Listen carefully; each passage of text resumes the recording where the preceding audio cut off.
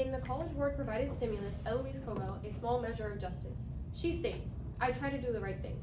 The way that you believe government should work, I really tried to follow the entire process. I went to administration, I told them the stories, and I told them what was happening, but through the many years, they told people, just sue us, and so we just sued them. This led to the largest class action lawsuit against the US government, but more importantly, she got justice and held the government accountable for their actions. But what about the mechanisms in place that safeguards government officials from being held accountable for violating the constitutional rights of the people? Good morning, my name is Francesca Negron, and I will be talking about qualified immunity. But what is qualified immunity? Qualified immunity is a legal doctrine in the US law that shields government officials, including law enforcement, from civil liability for actions performed in their official capacity unless those actions violated clearly established constitutional and statutory rights. This leads me to my research question. To what extent should qualified immunity be expended, limited, or maintained on the grounds of constitutional rights? I will be arguing that qualified immunity should be limited but not abolished on the grounds of constitutional rights. This leads me to my first claim. Qualified immunity contradicts 42 United States Code, Article 1983. 42 United States Code, Section 1983 is the modernized version of the KKK Act of 1871. President Grant passed this act to combat the widespread violence and intimidation tactics employed by the KKK and other groups to suppress the civil rights of African Americans. The KKK Act empowered the federal government to intervene in states where civil rights violations were rampant and authorized the prosecution of individuals who violated the rights of others.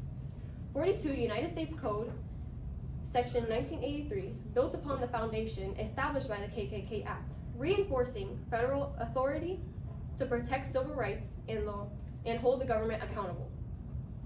42 United States Code, Section 1983, provided individuals with a direct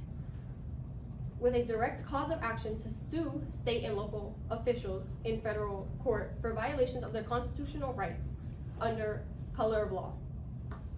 However, as one early Supreme Court opinion described, defense qualified immunity is an entitlement not to stand trial under certain circumstances, an immunity from suit rather than a mere defense to liability.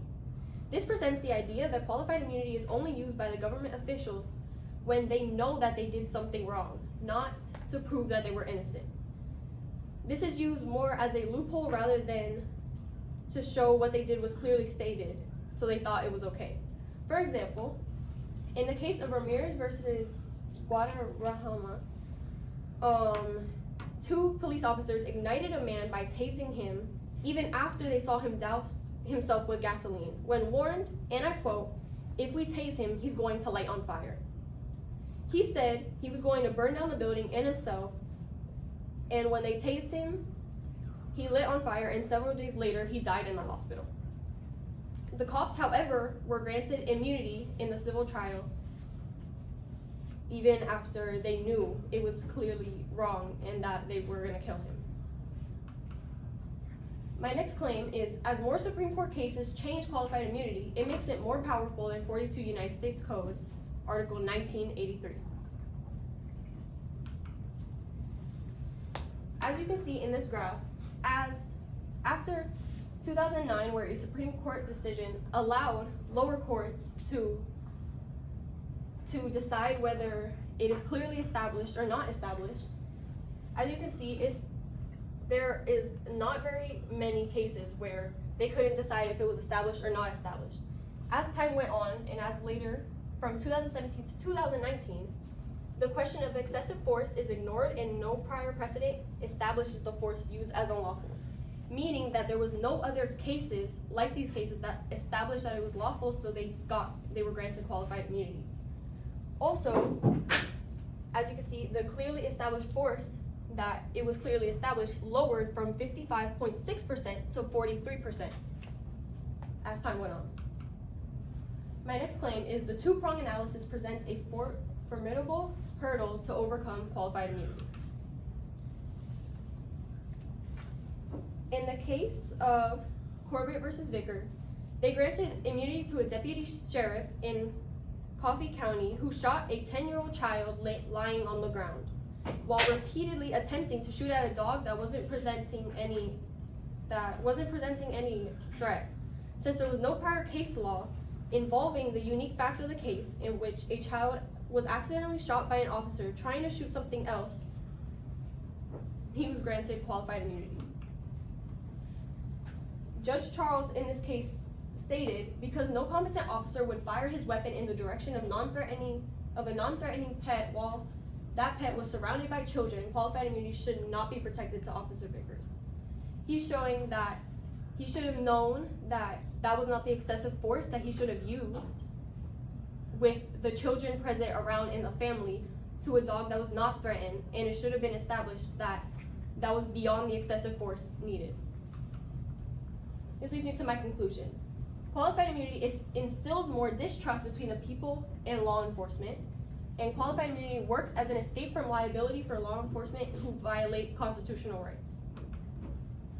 My resolution is limiting qualified immunity will allow them to be held accountable for what they do, and people will start to trust the justice system more. Limitations to this is that even though a lot of people do agree that qualified immunity should be either abolished or limited in some way, Democrats and independents support any qualified immunity, but Republicans want to keep it. This is my work cited. Thank you.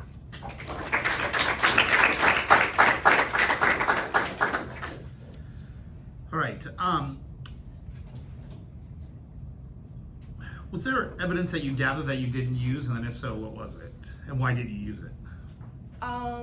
I gathered evidence for a case under the 8th Amendment that could have worked as a limitation, but I already had a lot of evidence, and there was a different thing I used for limitation, so I didn't use it. And if you had more time, what additional research would you conduct on this issue?